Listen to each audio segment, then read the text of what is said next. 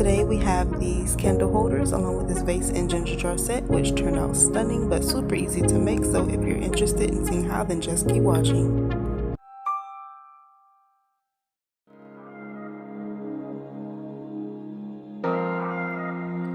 Okay, so starting out, we're going to take these clear bubble ornaments. These are the Dollar Tree ornaments. They come 2 in a pack. I'm using 3. Along with this glass tapered candle holder from Dollar Tree, as well as the bottom of a champagne or a wine glass from Dollar Tree. Then I'm going to go in with the E6000 and apply that all over the rim of the candle holder. And along with the E6000, I'll add some hot glue.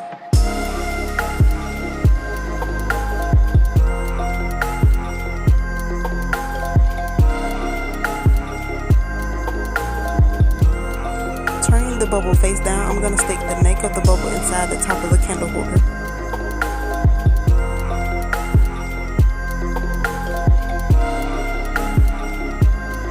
Taking my second bubble, I'm going to also turn it face down and glue the neck of that bubble on top of the first one, aligning it with the seams as a guide.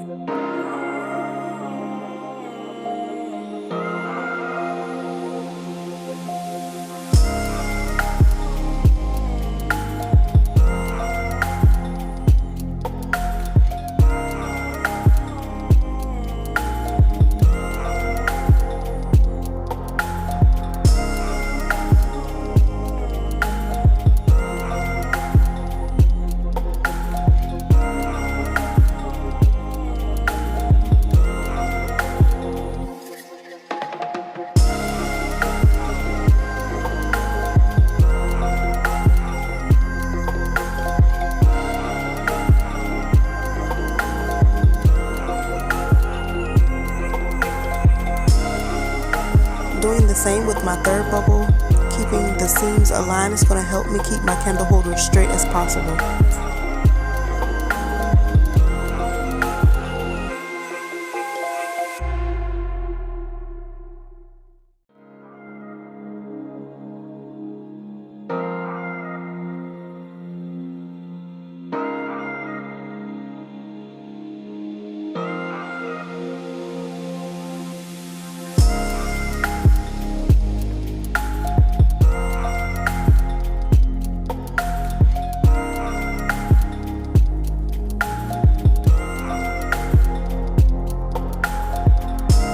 Using the same method as my bubbles, I'm taking the bottom of that wine glass and turning it face down, gluing the neck of it to the very top of the bubble.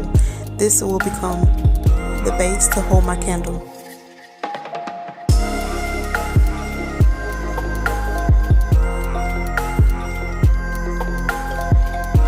Going in with this rhinestone ribbon, I purchased this from Amazon. I'm using the widest roll.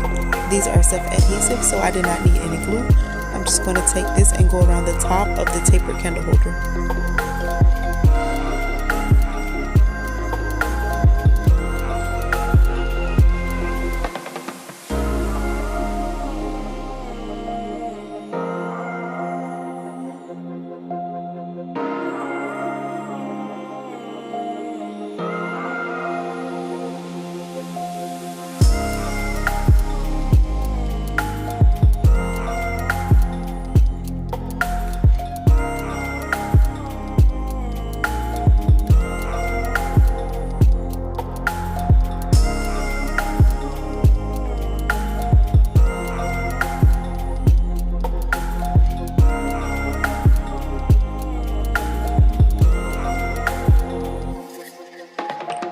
Using some more of that rhinestone ribbon, I'm using the smallest roll, but it was still a little bit too big for what I needed it for, so I just took my scissors and split it in half.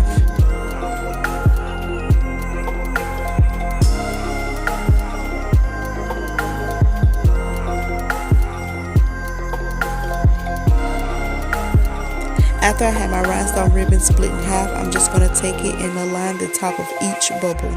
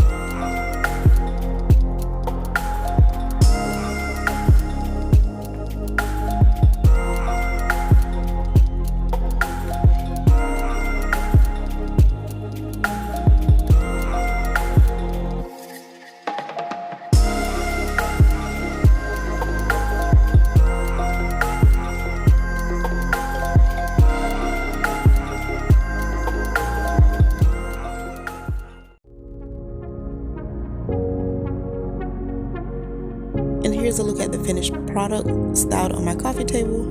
I went ahead and made a set of 3 using 6 bubbles in total. 3 bubbles for the tallest candle holder, 2 for the middle height, and 1 for the smallest.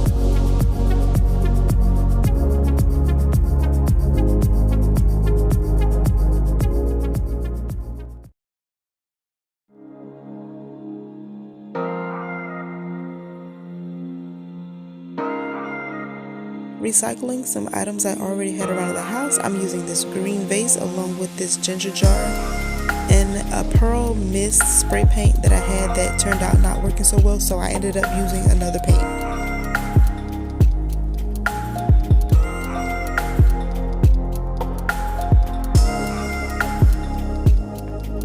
Using these flexible mirror sheets that I purchased from Amazon, I'm going to take a pencil and sketch a design on the back. Then I'll take my scissors and cut that out and use that as a guide to trace and repeat the steps.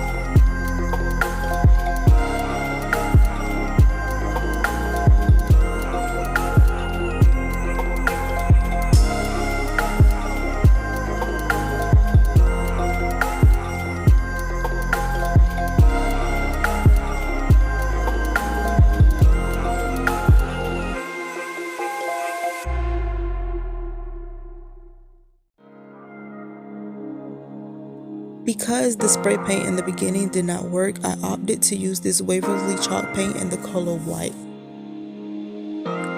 I gave it 2 coats, and in the end result was this crackly effect. I think it was because I used chalk paint on top of spray paint, which I think turned out to look really nice. Initially I wanted a gloss paint, but I ended up having to use the Waverly. So to get a gloss look, I used some decoupage and a bit of water and made it into a soupy consistency, and then I slathered that all over the vase.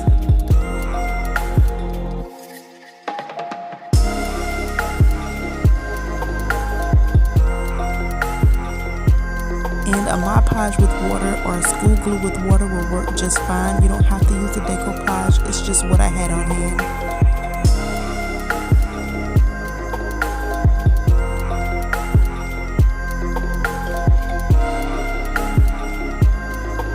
Once my gloss layer is all dry, I go in with one of my cutouts and lay it against my jar just to figure out my placement.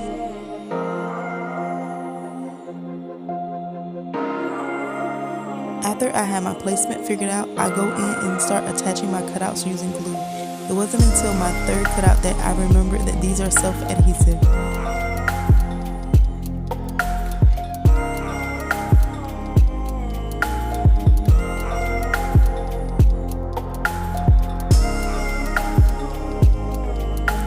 The technique I used for laying my cutouts was to lay one, and then when I went in with the next one, I flip it and lay it right next to the first one. And the fact that these were self-adhesive made the process so much quicker and easier.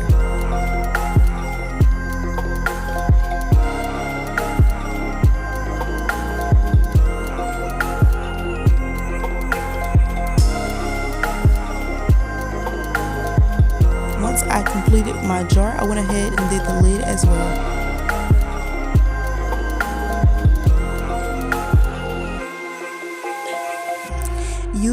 hot glue to attach it, I'm using this rhinestone chain trim to add some glam to the lid of my jar.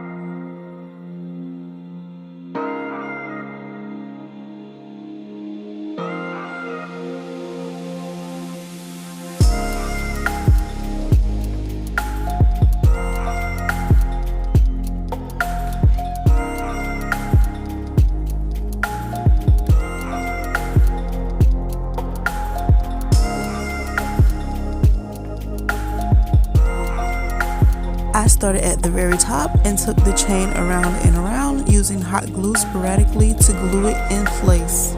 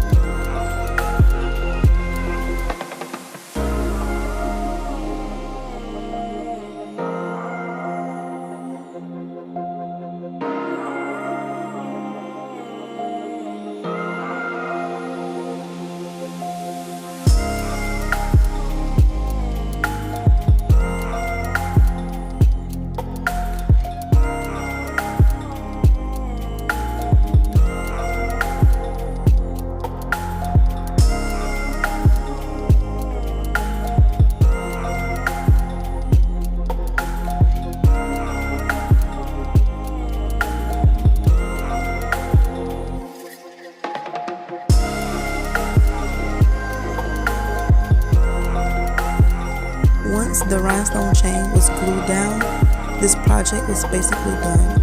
All that was left to do was to remove the protective film.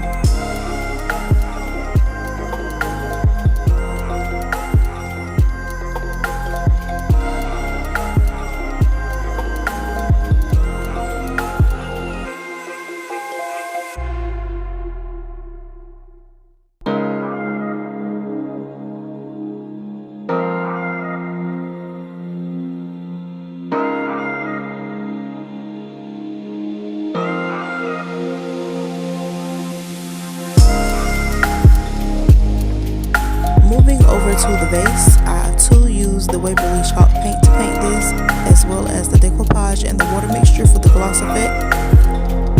I took the flexible mirror sheets and cut these into strips, and here I'm just laying these strips onto my vase, making up a design as I go.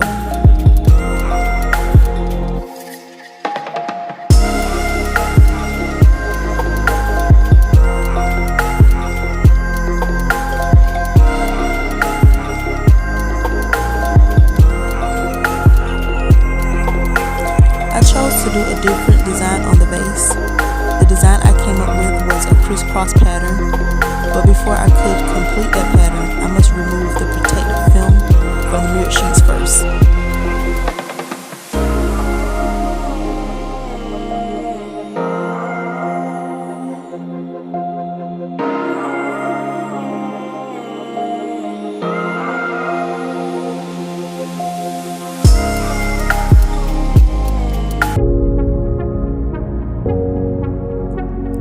Here is a look at the set all finished and styled on my coffee table.